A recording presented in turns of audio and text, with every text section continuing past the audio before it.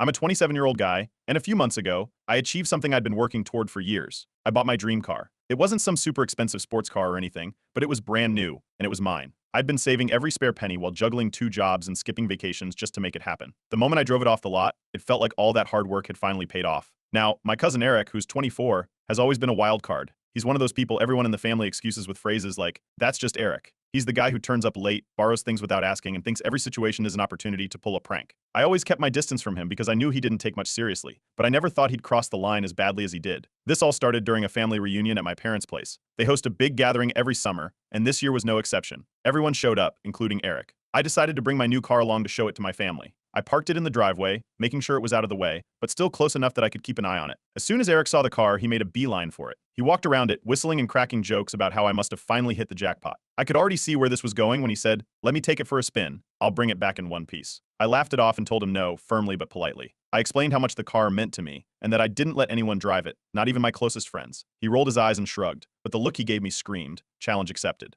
Over the next couple of hours, Eric kept bringing it up. He joked about how I was too protective and being no fun. At one point, some of the older relatives joined in, saying I should lighten up and let Eric drive it. I stood my ground, though, repeating that the car was off limits. I wasn't going to budge on this, no matter how much teasing I got. Later that evening, we all sat down for dinner. The conversation was lively, and I let my guard down for a bit. My keys were in my jacket pocket, which I'd left hanging by the door. I didn't think much of it until Eric disappeared for a while. When dessert was being served, I noticed the faint sound of an engine revving outside. My stomach dropped. I jumped up and ran to the window just in time to see my car peeling out of the driveway with Eric behind the wheel. I bolted outside, yelling after him, but he was already gone. My uncle tried to calm me down, saying Eric was just having a bit of fun and would be back soon. I couldn't believe how casually everyone was taking it. I was fuming, but there wasn't much I could do except wait. About an hour later, Eric came back. I heard him before I saw him, a loud scraping sound followed by laughter. When he pulled into the driveway, my heart sank. The front of my car was smashed. The bumper was hanging off, one of the headlights was shattered, and there were deep scratches down the side. Eric stepped out, grinning like he'd just pulled off the best prank ever. He tossed the keys at me and said, "Relax, dude. It's just a car. You've got insurance, right?" I couldn't even respond at first. I just stared at the damage, trying to process what had happened. When I finally managed to ask what the hell he was thinking, he shrugged and said he was just messing around. The family's reaction was split. Some of them were horrified and agreed that Eric had gone way too far. Others, including his parents, downplayed the whole thing. They kept saying it was an accident and that I should let it go. Eric, meanwhile, acted like it was no big deal. The next morning, I got a repair estimate, and it wasn't pretty. The damage was going to cost thousands to fix. When I confronted Eric and told him he needed to pay for it, he laughed and said, "That's what insurance is for." That's when I realized he wasn't going to take responsibility. I gave him one last chance to make things right, but he brushed me off, saying I was making a mountain out of a molehill. Things got even worse when he started mocking me on social media,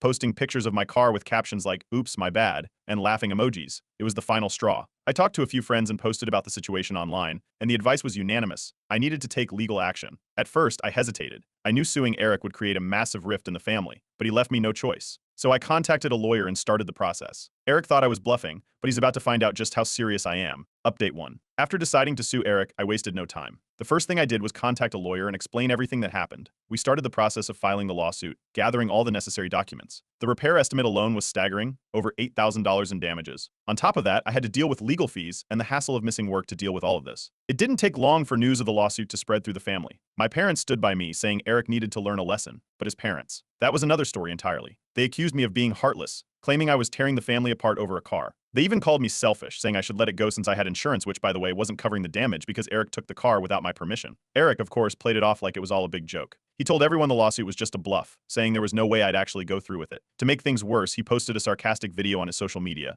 mocking the situation. He filmed himself walking up to a toy car, pretending to crash it into a wall, and laughing hysterically. The caption? "Oops, guess I'm getting sued now. LOL. Some of our mutual friends thought it was funny, but others messaged me, saying Eric was out of line. Still, the whole thing left me even more determined to see this through. Meanwhile, the mechanic's final repair estimate came in, and it was worse than I thought. The crash had done significant damage to the suspension and frame, making the car unsafe to drive until it was fixed. The total? Over $12,000. That wasn't just a scratch or a dent, that was a serious financial hit. Balancing all of this with my job wasn't easy. I was burning through my savings and working overtime just to keep up with the legal fees. At one point, Eric's lawyer reached out with an offer. Eric was willing to pay $1,000 to settle the case if I agreed to drop the lawsuit. I didn't even have to think about it. I rejected it immediately. That amount wouldn't even cover a fraction of the repairs, let alone the other expenses. The family drama escalated when some extended relatives decided to step in and mediate. They organized a meeting at my aunt's house, and everyone involved was invited. I wasn't sure what to expect, but I went anyway, hoping for a resolution. Eric showed up late, as usual, and acted like the whole thing was a joke. While people were trying to have a serious discussion, he kept making snide remarks and cracking jokes. At one point, he even said, "It's not like I killed anyone." The lack of remorse was infuriating, and it became clear that this meeting wasn't going anywhere. After that, I focused on gathering as much evidence as possible for the case. One big break came when I remembered the parking lot where Eric had crashed my car had surveillance cameras. I contacted the property owner and managed to get the footage. The video showed Eric speeding into the lot, attempting to drift, and losing control before slamming into the lamppost. It was all there, clear as day. I also decided to share my story online, not for sympathy, but for advice. The response was overwhelming.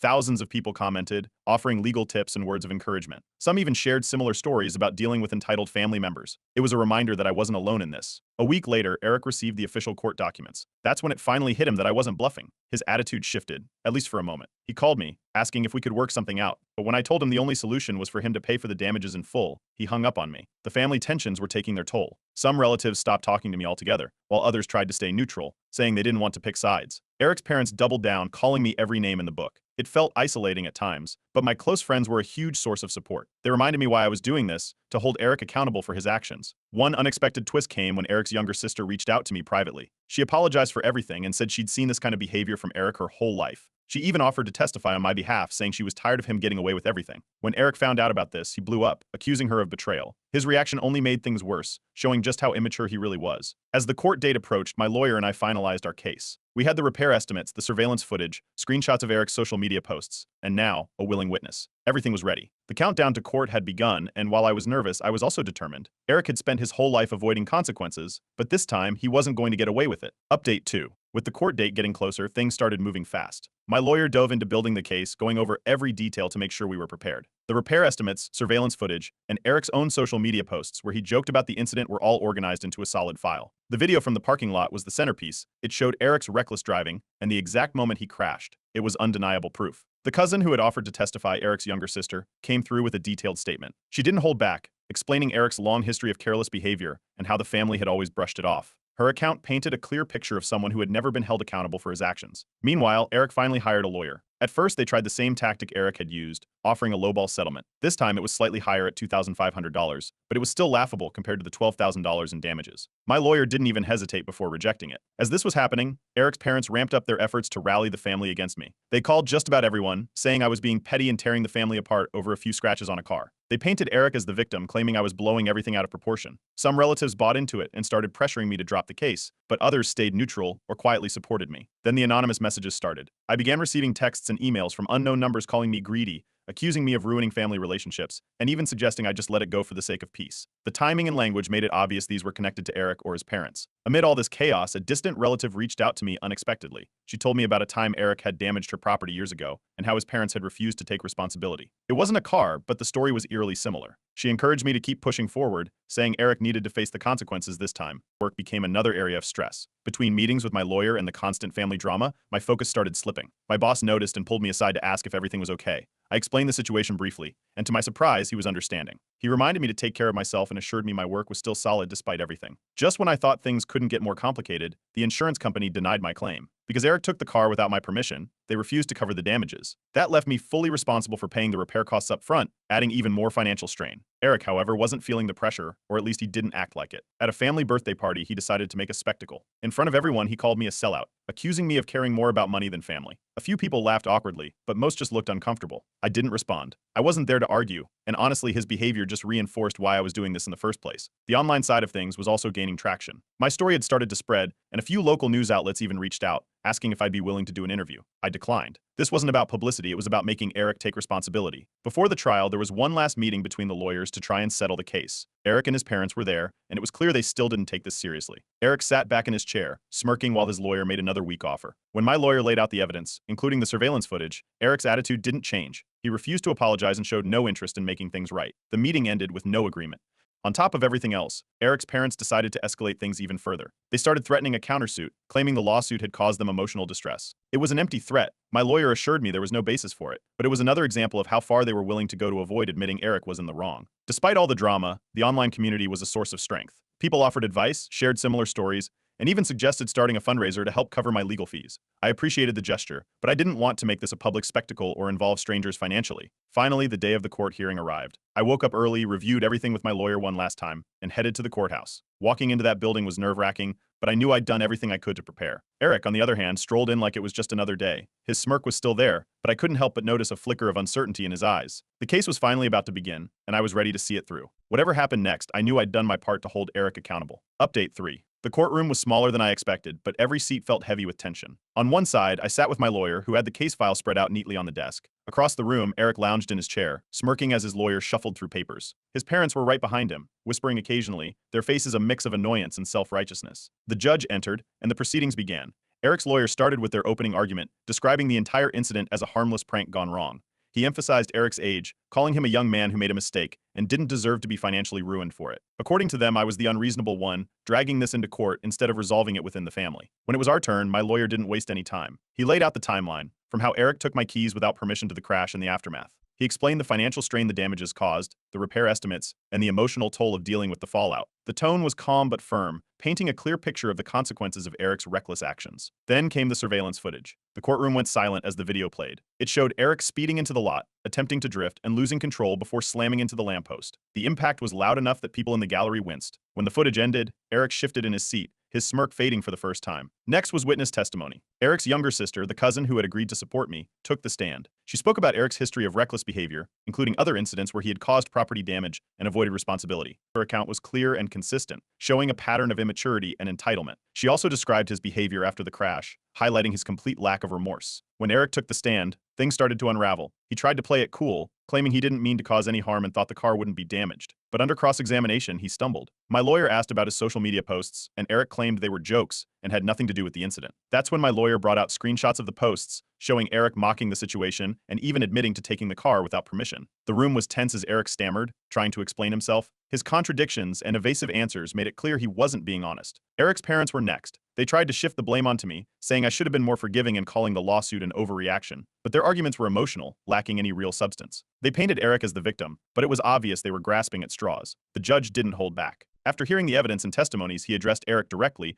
pointing out his lack of accountability and dismissive attitude throughout the case. His tone was stern, and Eric's confident demeanor crumbled under the weight of the judge's words. Both lawyers gave their closing statements. Eric's lawyer repeated that this was just a prank that had gone too far, while my lawyer emphasized the impact on my finances and the principle of holding Eric accountable. The arguments wrapped up, and the judge announced a short recess before delivering the verdict. Those 20 minutes felt like an eternity. I sat in silence, staring at the courtroom door. Eric's parents whispered furiously behind him, and Eric himself avoided eye contact with everyone. When the judge returned, the verdict was clear. He ruled in my favor, ordering Eric to pay the full cost of the repairs, $12,000, plus additional damages for the emotional distress caused by his actions. The total amount was significant, but it felt justified given everything I had endured. Eric didn't take it well. He stood up abruptly, muttering under his breath, and stormed out of the courtroom. The heavy wooden door slammed shut behind him, making everyone in the room flinch. His parents followed, glaring at me as they left. After the ruling, some family members who had attended quietly came over to offer their support. A few even admitted they were proud of me for standing my ground, though they kept their voices low, clearly wary of causing more drama. Others left without saying a word,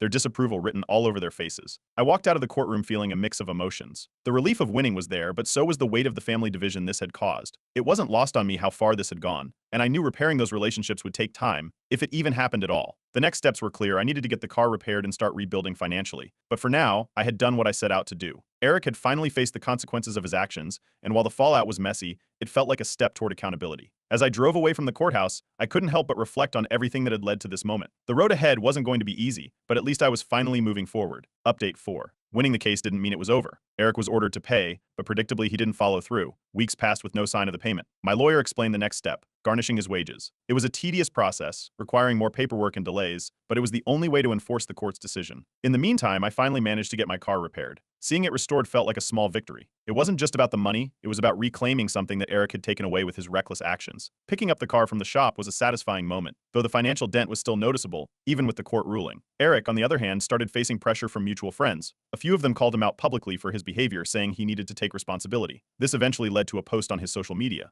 It was a half-hearted apology where he said he was sorry if anyone got upset and that he didn't mean to cause drama. It was clear he wasn't actually sorry, he was just trying to appease the growing criticism. The family division deepened. Some relatives began boycotting family events hosted by my parents, claiming the lawsuit had ruined the family. Others tried to stay neutral, avoiding conversations about it altogether. The air at gatherings was tense, and my parents felt the strain. Still, they stood by me, even if it meant losing connections with certain family members. Surprisingly, an elder family member reached out during this time. They were someone who rarely got involved in family disputes but felt compelled to speak up. They shared some advice on navigating the drama and reminded me that standing up for what's right often comes with challenges. Their support was unexpected but appreciated. Eventually, Eric's wages were garnished, and I began receiving the payments he owed. It wasn't a lump sum, but seeing the money come through felt like progress. Slowly, I started to rebuild financially. The legal fees had left a dent in my savings, but I was determined to recover. As the fallout continued, Eric's reputation took a nosedive. His behavior during and after the lawsuit alienated him from many friends and family members. Invitations to events became scarce, and even some of his closer friends started distancing themselves. A few people outright cut ties with him, saying they couldn't support someone who refused to take responsibility for their actions. I heard through the grapevine that Eric's behavior had started affecting his job. His immaturity and lack of accountability were reportedly causing issues with his coworkers. While I didn't take any satisfaction in that, it showed how his actions were catching up to him in every aspect of his life. At a family reunion a few months later, the tension was palpable. Eric showed up but avoided me entirely. He stayed on the opposite side of the room, barely speaking to anyone outside his immediate family. His parents, however, made a point of glaring at me whenever they thought I wasn't looking. It was awkward, but I stood firm. I wasn't there to cause trouble. I was there for the rest of the family who supported me. After that event, I set some clear boundaries. I made it known that I wouldn't tolerate disrespect or enabling behavior from anyone. If they wanted to hold on to their grudges, that was their choice, but I wasn't going to let it affect me any longer. Online, the community that had supported me throughout the ordeal continued to offer encouragement. Many people emphasized the importance of self-care and moving forward positively. Their words helped me refocus on what mattered, rebuilding my life and relationships with the people who truly cared. Eric's parents, meanwhile, kept their grudge alive. They continued to blame me for the family division, but their arguments were starting to lose credibility. More and more relatives began seeing through their attempts to defend Eric, especially as his behavior remained unchanged. Despite everything, I found moments to reflect on what had happened and how far I'd come. The emotional toll of the lawsuit and the family drama was significant, but it taught me the value of standing up for myself. For years, I'd avoided conflict to keep the peace, but this experience showed me that sometimes peace isn't possible without accountability. Eric's actions became a cautionary tale within the family. While I don't think he's fully learned his lesson, it's clear that the ripple effects of his choices are still being felt. His social circle has shrunk, and his once carefree attitude now seems more like avoidance than confidence. For me, the focus is on moving forward. I've started new projects, reconnected with supportive friends, and even looked into therapy to process everything that happened. This chapter of my life has been challenging, but it's also been a turning point. Standing up for myself wasn't easy, but it was necessary. Looking back, I wouldn't change a thing, even with all the unintended consequences. The lesson was worth it, and it's one I'll carry with me for a long time. Update 5. Months after the court case, the final payment from Eric came through, officially clearing the debt. The financial chapter of this ordeal was finally closed. It took a while to process how long it had all dragged on, but there was a sense of relief in knowing it was over. During this time, I noticed a subtle shift in the family dynamic. A few relatives who had distanced themselves started reaching out again. At first, it was small gestures, comments on social media posts, casual texts asking how I was doing, but eventually a couple of them made it clear they wanted to reconnect. They admitted they'd felt pressured by Eric's parents to take sides and regretted how things had played out. Eric, meanwhile, wasn't the same at family events. He didn't apologize outright, but his usual loud, overconfident behavior was noticeably subdued. He kept to himself, avoiding confrontation and even engaging in polite conversation with other family members. It was a far cry from the person who had once laughed off the damage he caused, and while it didn't feel like full accountability, it was something. With the payments complete and some extra savings from work, I decided it was time for a fresh start. I upgraded my car, not just fixing it but trading it in for a newer model that felt like a symbol of moving forward. Driving it felt like reclaiming my hard work and reminding myself of the lessons I'd learned. The family as a whole settled into a new normal. There were clear boundaries now, ones I had set and enforced. Relatives who used to excuse bad behavior started calling it out more, probably because of everything that happened with Eric. His actions and the lawsuit became a cautionary tale, something people brought up when discussing accountability and fairness. The relationships that mattered most grew stronger. My parents remained supportive throughout, and I made an effort to deepen my bond with relatives who had stood by me. Friends who had been in my corner all along became an even bigger part of my life, reminding me that it wasn't about the family I was born into, it was about the people who showed up when it counted. Eric's parents, who had been the loudest voices against me, eventually softened their stance. They didn't apologize outright, but the hostility faded. At a family gathering, they made an effort to engage in polite conversation, though it was clear they weren't ready to acknowledge their role in everything. Still, the absence of tension was a small step forward. Online, I posted a final update sharing the resolution and thanking the community for their support. I talked about the lessons I learned, emphasizing the importance of standing your ground even when it feels like the odds are stacked against you. The response was overwhelming. Thousands of comments poured in, with people sharing similar stories and praising the courage it took to see it through. Eric's actions in the fallout became a broader lesson for the family. People started taking responsibility more seriously, and the boys will be boys mentality that had shielded him for so long began to fade.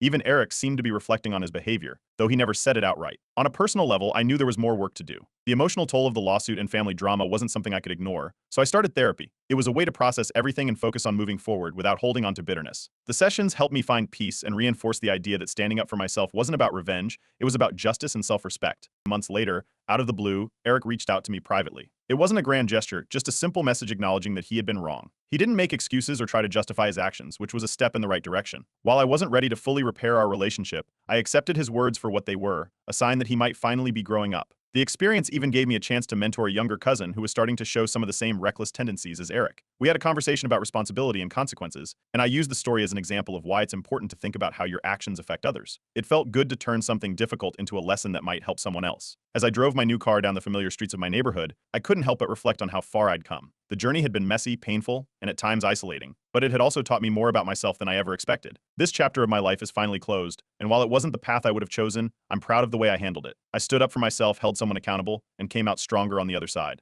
Now, it's time to focus on what's ahead. The road is clear, and I'm ready for whatever comes next.